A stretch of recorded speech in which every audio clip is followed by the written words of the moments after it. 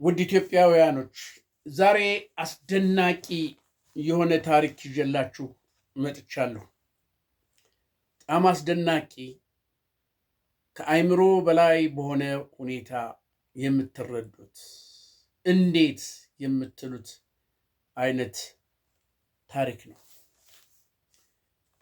ቆፍሬ የቀበርኩት ከብዙ ዓመታቶች በኋላ አሜሪካ አገኘሁት።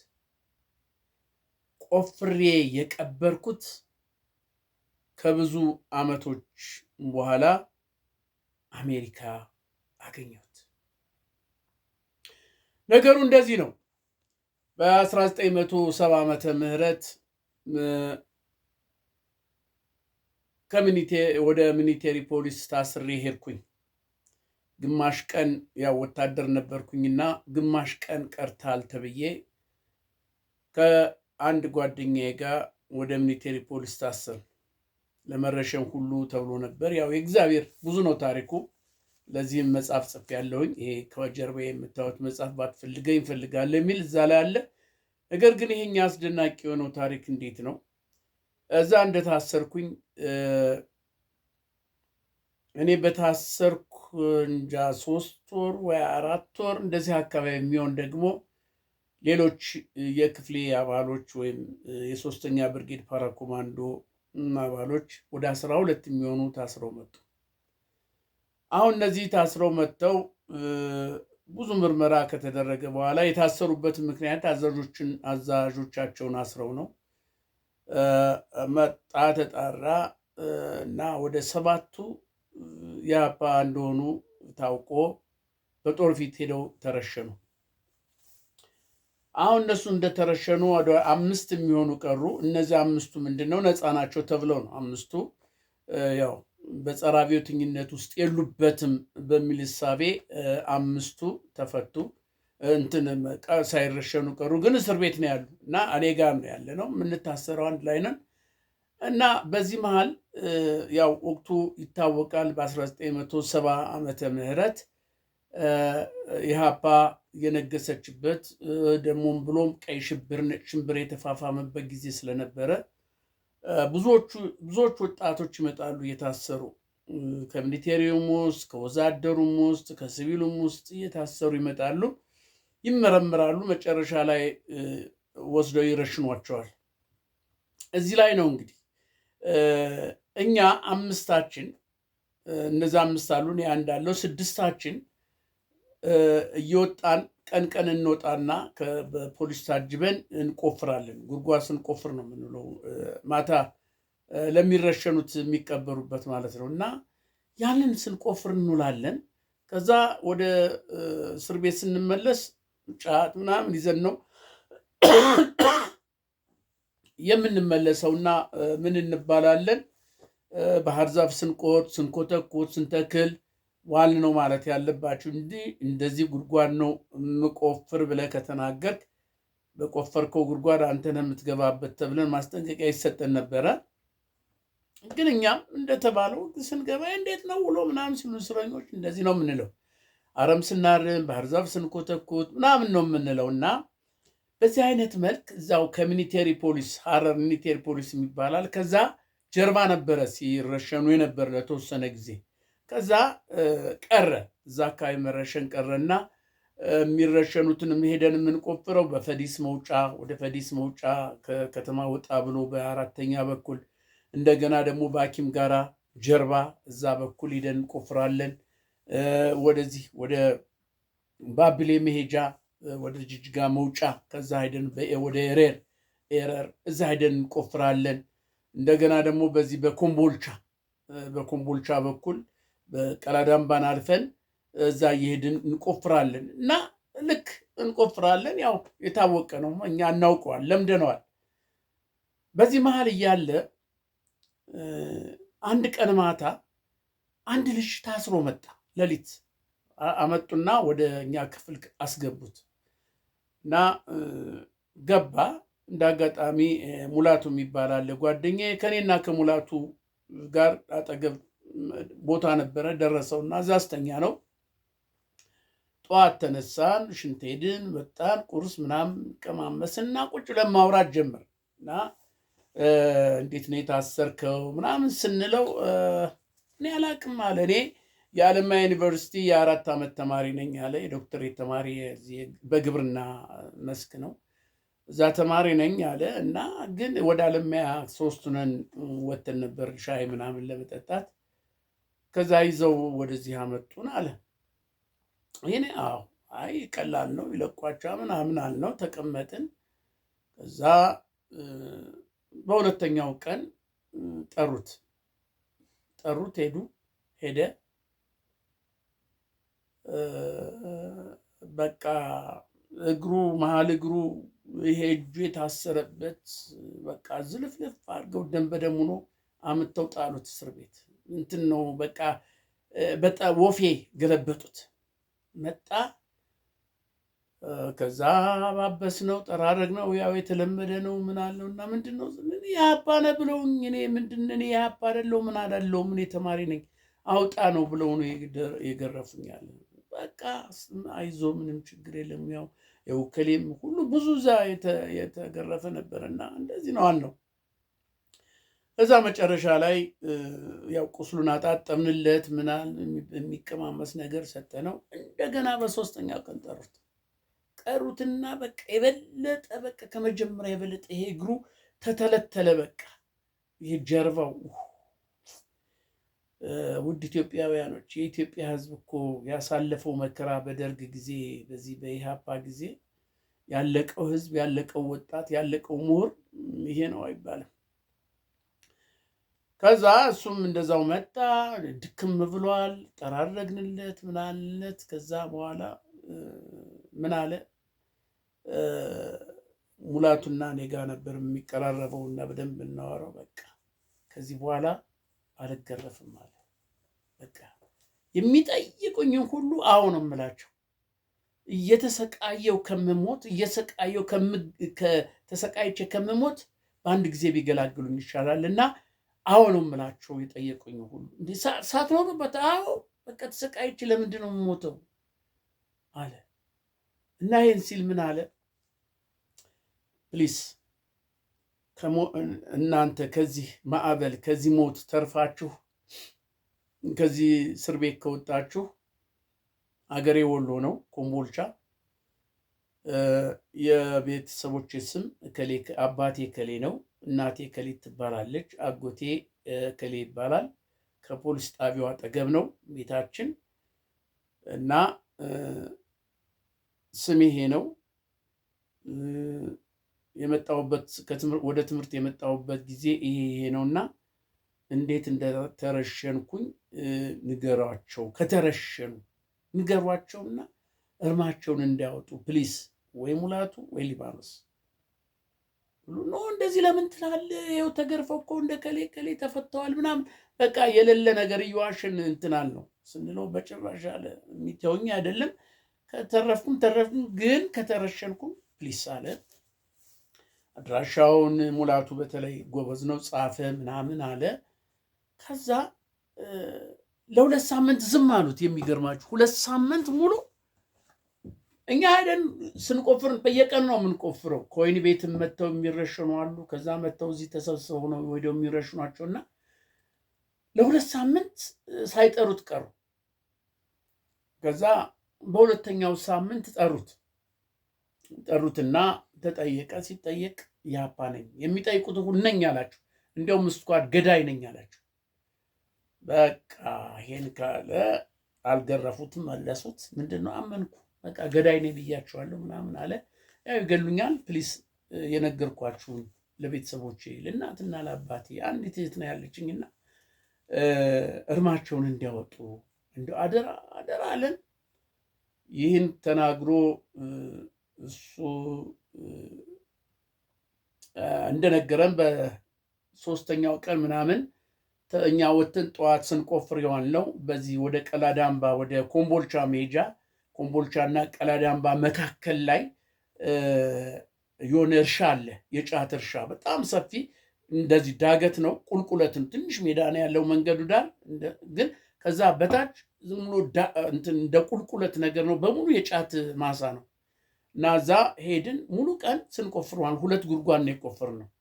ቢያንስ አንዱ ጉድጓድ 8 ሜትር እንደዚህ ቁመቱ 8 ሜትር ያኛው ጎን ለጎን ሆኖ 8 ሜትር የሚሆን ሙሉ ቀን እዛ ዋን ጫት ስንቅም ስንቆፍር ዋን። ከዛ ተመለስን። እንደተመለስን ያው የሚረሸኑት ልጆች ወይ በጠዋት በሌሊት ሊነጋጋ ሲል ወይም ደግሞ ልክ ወደ 4 ሰዓት 5 ሰዓት አካባቢ ነው ተጠርቶ ይዘዋቸው የሚሄዱት። እና ልክ የዚህ ያለት 4 ሰዓት ላይ የእስር ቤቱ ተንኳኳ። ያው እናውቀዋለን። ስም መጥራት ተጀመረ እና ከዚህ መሀል ይሄ ልጅ ተጠራ። ልክ ሲጠራ ሁላችንም ድምፃችን ጸጥ ነው የሚል፣ ሲያወራም ሲጫወትም የነበረው በቃ ምንም ሰው የሌለበት ነው የሚመስለው። በር በተንኳኳ ቁጥር ሁሉም የራሱን ትንፋሽ እንኳን ይውጣ። ከዛ ቀስ ብሎ ሙላቱ ሊባኖስ አደራ ለእናትና ለአባቶቼ እንዴት እንደሞትኩ ንገሩልኝ ብሎ ተነስቶ ወጥቶ ሄደ። ያው አልተመለሰም። ብዙዎቹ ናቸው የሄዱት፣ አልተመለሱ። ውለን አደር። በጣም አዘን። በቃ ሙላቱ ምን አይነት ሀገር ነው ኢትዮጵያ? ወዴት እየሄደች ነው? ምሁሮች፣ የተማሮች እኛ እንኳን ብንሞታው የተማሩት ለሀገር ይሆናሉ የተባሉት እንዴት ነው ያለ በቃ ስናወራ የተወሰነ ጊዜ አዘን። ግን ያው ሂደት የለመድነው ስለሆነ ረሳ ነው። ከዛ ሙላቱ ከሱ ይሄ ልጅ ከተረሸነ ከ4 ወይ 5 ወር አካባቢ ተፈቱ። ሰይፉ ምናምን ሆነው ተፈቱ። ይብቃቸው ዘውዴ እሱ ሆኖ ተፈታ። አሁን እነሱ ሲፈቱ እኔ እዚያው ቀረሁኝ። አስታዋሽ የለኝም። እኔ ራሴ ያው ሞቴን ነው የምጠብቀው። ግን እነሱ ከተፈቱ በኋላ እኔ በታሰርኩ በ13 ወሬ ወይ 1 ዓመት ከ1 ወር እንደታሰርኩ ድንገት ተፈታሁኝ። ብዙ ነው ታሪኩ፣ እዛ አልነግራችሁም።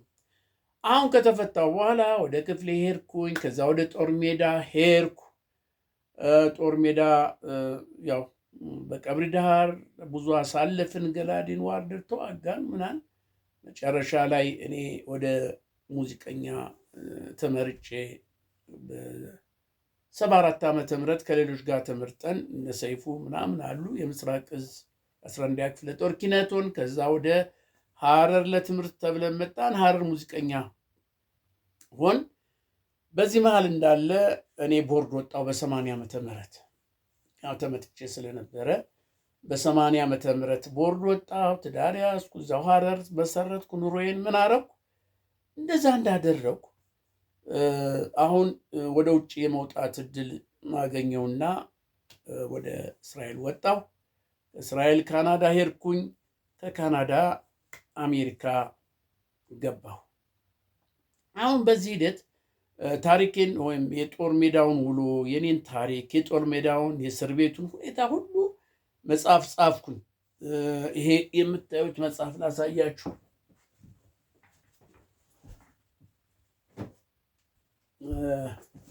ይሄ ነው።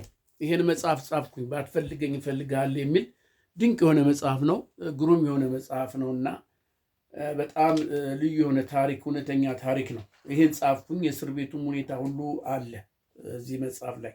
ይሄ ነው። ባትፈልገኝ እፈልግሃለሁ። ምናልባት ገዝታችሁ ብታነቡት ትባረኩበታላችሁም፣ ደግሞ ጥሩም ታሪክ ታገኛላችሁ። አሁን ይሄን ጽፌ እንግዲህ ይሄን መጽሐፍ ከጻፍኩ በኋላ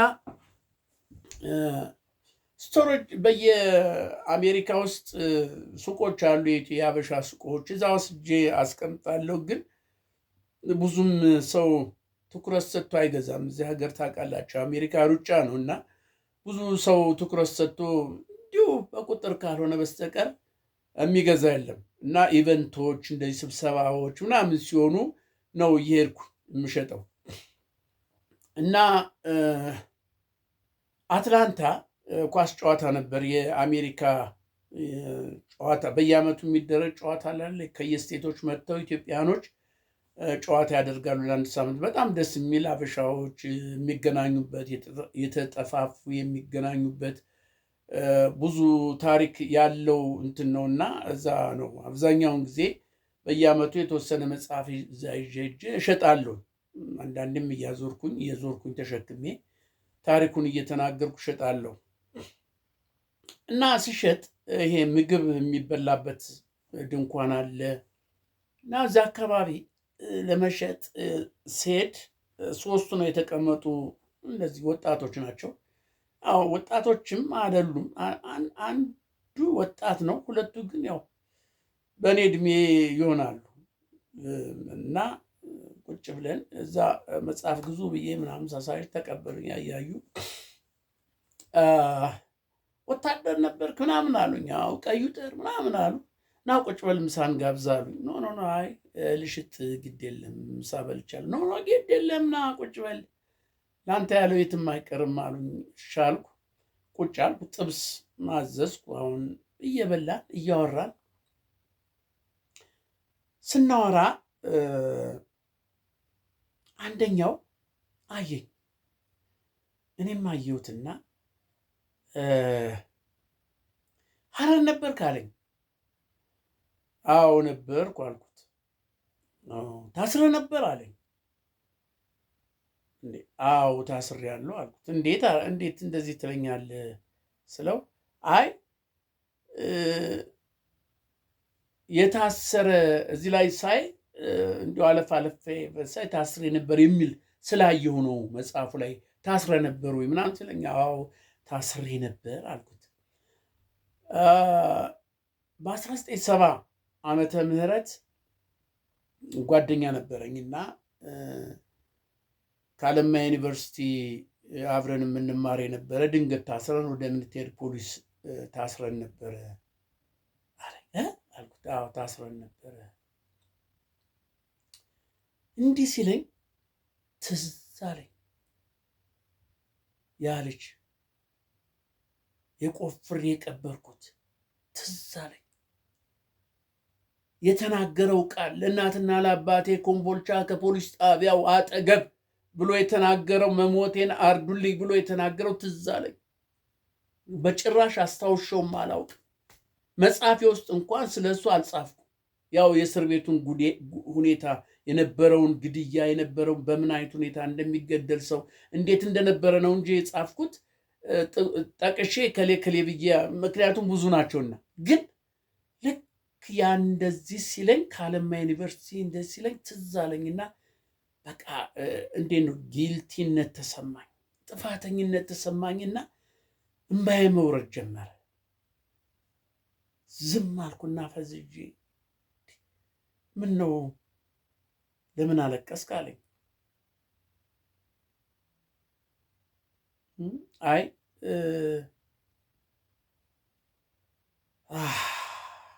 እንደዚህ ከአለማ ዩኒቨርሲቲ ታስሮ የመጣ አንድ ሰው ነበረ፣ ወጣት ነው እና እንደዚህ ብሎ ቃል አስገብቶን ነበር ከጓደኛዬ ጋር እና ያ ቃል ስላልፈጸምኩ አሁን ትዝ ብሎኝ አነውም ማለቅሰው አልኩት። ያለፈ ነገር እኮ ነው ምናምን አታልቅሳልና ወሬ ጀመር እና እሺ እና ጓደኛ ማን ይባላል ስለው እከሌ አለኝ። ያ እከሌንማ አውቀዋለሁ እኮ ከኔና ከጓደኛ ሙላቱ የሚባል አለ፣ አብረን ነበር የምንተኛ እና 2 ቀን ተገረፈ። ከዛ በ3ኛው እኔ አጋልጣለሁ አለ። ራሱን አጋለጠ። ያልሆነው እኔ አልሆንኩም፣ ግን እነግራቸዋለሁ። የሚጠይቁኝ ሁሉ አዎ ብዬ እነግራቸዋለሁ። እንዲህ ተሰቃይቼ ከመሞት ብረሸን ይሻላል ብሎ ሄዶ ነገራቸው። እና እኛ ደግሞ የእኛ ጓደኞች የታሰሩ ነበር። እነሱ ወደ 6 የሚሆኑ 7 የሚሆኑ ከኛ መካከል እነሱ ተረሸኑ። ከነሱ 5 ቀሩ። እኔ አለው 6 እና 6ታችን እየወጣን ነበር ጉድጓድ የምንቆፍር የሚቀበሩትን የሚረሸኑት የሚቀበሩበት ደረጃ እና የዚያ ዕለት እሱ የተረሸነለት ስንቆፍር የዋልነው በኮምቦልቻ እና በቀብሪ ዳህር መካከል ወደ ኮምቦልቻ መሄጃ መንገድ ዳር ነበረ። እዚያ ስንቆፍር ውለን ማታ እንደገባን ልክ 4 ሰዓት ላይ ተጠርቶ ከሌሎች ጋር ሄደው ተረሸነ። ግን በሚረሸንበት ሰዓት አደራ ሲጠራ ልክ በዛ ውድቅት ሌሊት አደራ ለእናትና ለአባቴ አደራ ንገሩልኝ ብሎ በለሆስላሳ ድምፅ ነበር ሂዶ የተረሸነ። ግን ረሳሁት። ምናልባት ሙላቱ ተናግሮ እንደሆነም አላውቅም ብዬ አሁንም አንገቴን ደፍቼ በቃ እምባዬን ስጠርቅ አይዞህ አለኝ። ከዛ እንደዚህ አወራን ምናልና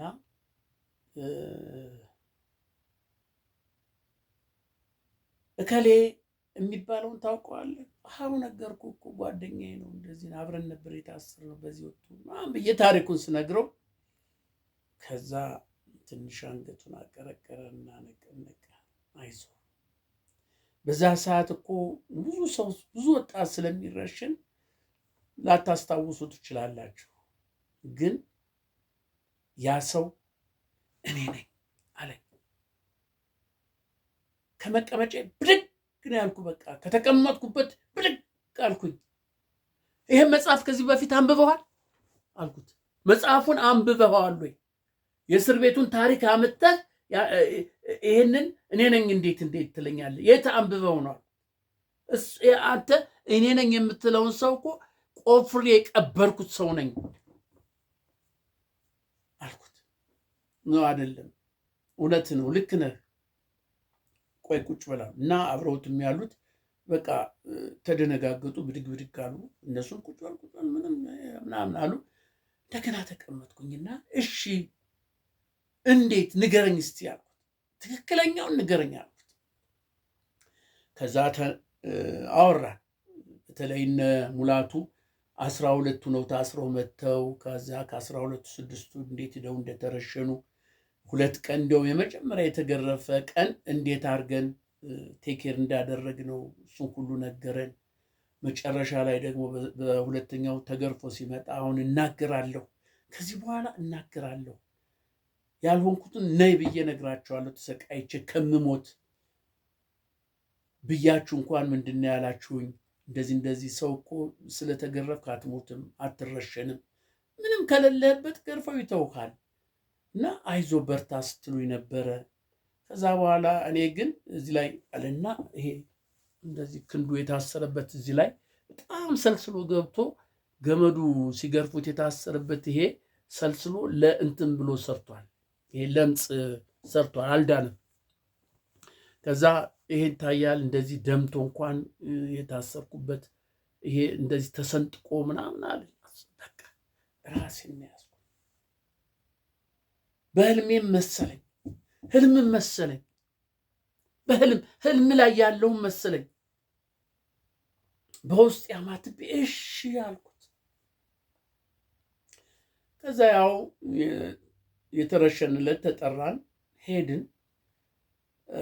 ታስታውሳለህ ከሙላቱ ከአንተ ጋራ ቁጭ ብለን ስናወራ ማታ ማታ ሙላቱ ምን እንደሚል? እኔ የምረሸን ከሆነ እንዲህ ቁሜ አልረሸንም፣ እየሮጥኩኝ ይረሽኑኝ እንጂ ቆሜ አልረሸንም ይለን እንደነበረ ታስታውሳለህ? አዎ አስታውሳለሁ አልኩት። ከዛ በኋላ ሄድን። የዛለት በጣም ብዙ ሰው ነው ሊረሸን ሄደው፣ ቢያንስ ሎንች ነው ሞልቷል ማለት ይቻላል አለ እና ከዛ ሄድን አለ። አሁን ግማሹ እዚህ የተቆፈረው ጉድጓድ ወረድን፣ እንትናችን እንደዚህ ለኋላ ታስረናል አለ። ግን አይናችንን አልሸፈኑንም፣ ጨለማ ነው። ባትሪ ያበራሉ አለ የተወሰኑ ሰዎች እና ወታደሮች እና እንደዚህ መደዳ አስቆሙን አለ። በቃ እና በአንደኛው መደዳ ስንቆም እዚህ ጋር በጣም ተጨናነቀና ከዛ ዳር ላይ ነበርኩና እኔን ጎትቶ ወስዶ ወደዛኛው ጉድጓድ ሂድ እዛ ብሎ እንደዚህ ሲገፈትረኝ ቁልቁል ዝም እየሮጥኩኛል በጨለማው ቁልቁል ወረድኩ። ከዛ በኋላ እኔ የሮጥኩ በዛ ጨለማ ነው የጣሽኩ። ሲሄድ ቤት እንዴት እንደምሆንም አላውቅም።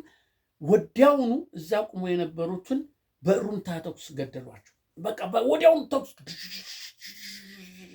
ብሎ ሲተኮስ ሲወድቁ በቃ በደመ ነፍስ እሰማለሁ። እኔ ቁልቁል ዝም እየሄድኩ በቃ ሄድኩ አለ። በላይ ላይ ጥይት ተኩሳሉ። እኔ እየጣስኩ እንዴት እንደሆነ አላውቅም እንከባልላለሁ ስል የሆነ ትልቅ ዛፍ ነገር አገኘው። እዛ ሂጄ እንዲህ ተጋጨሁ። እንዲህ ሂጄ ጎኔ ስጋ ብዬ እንደገና ራሴን ዋጥኩና እዛው ስር ወደኩ አለ። ከዛ እዛ ስር ወደኩኝ። ጠዋት ላይ አንድ ሰው አጠገቤ ቆሟል። ብንን ብዬ ሳይ ሜንጫ የያዘ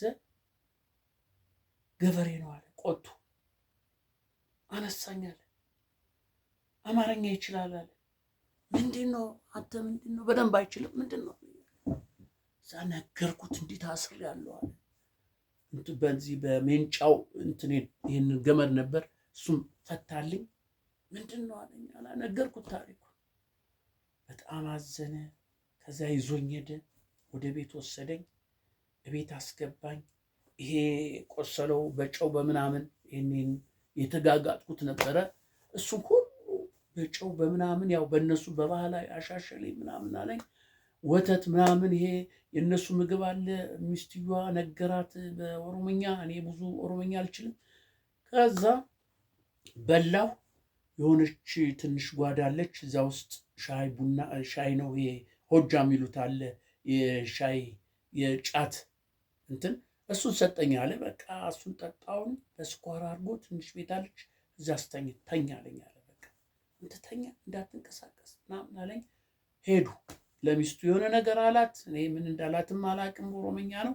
እኔ እዚያው ተኝቼ በቃ ልክ ጠዋት እንደዛ አስተኝቼ በልቼ ከጨረስ የተኛው ልክ ማታ ነው የነቃሁት አለ። በቃ እሱ ሲመጣ ስራ ውሎ ሲመጣ መጣና እንዴት ነው ተሻለ ምናምን አለኝ አለ። ይሄ መሀል ውስጥ እግሬ በደንብ አልዳንም። ደግሞ ያቁስሉ እንትን ብሎታል ጋሬጣው ምኑ። ከዛ በኋላ ያ እዛ ቦታ ላይ ማንም ሳያውቅ ለአንድ ሳምንት በደንብ አድርጎ አስታመመኝ።